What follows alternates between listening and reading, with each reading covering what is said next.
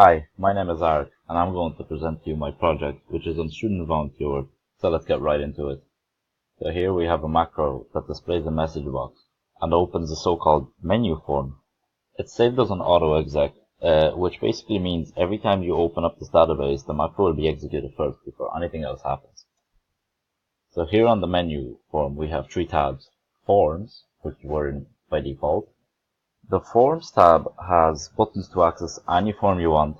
On the next page we have Reports, which, just like the Forms tab, has buttons to open up individual reports, and Queries, which we'll get into later. So back to the Forms tab. We can open one up, so let's say Students.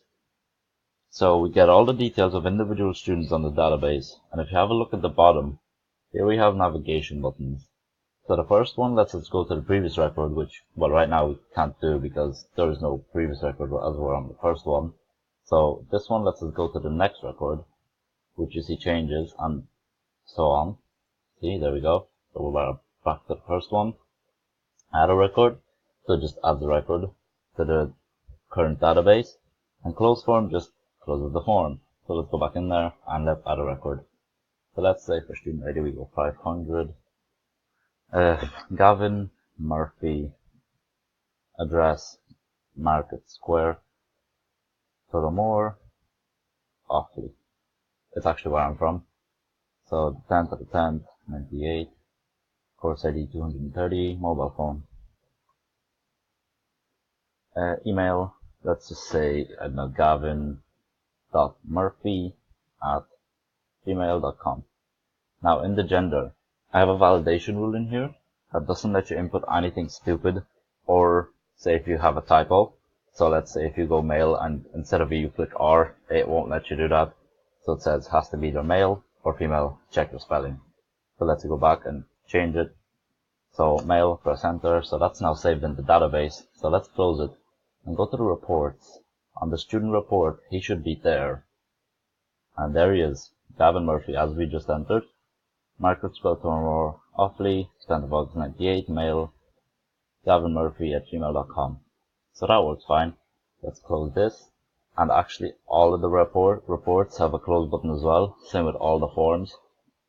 They all have the same ones. Same buttons everywhere, as you see. So in the queries, let's say we run query 3. So it gives you a message box on what it's going to do. So it says, I'm about to show you all the mentors over 20 who have the letter E in their name. It doesn't matter if it's at the start, the middle, or the end, as long as there's an E in there. And of your choice of gender, so that's where we get to put in either male or female, obviously. So let's say female. And so there's a mentor who's over 20, 97, which is over 20, who have an E in their name, right there. And the gender is female, which we put in, and that's correct. So let's close that and run it again. And let's say male this time. Male. And there we go. So E in their name, Stefan, Michael, Neil, and Daniel. And they're all males, and they're all above 20. So, yeah. And this button actually is an interesting one because it just closes the database altogether. So thank you for listening, and that was my project. Goodbye.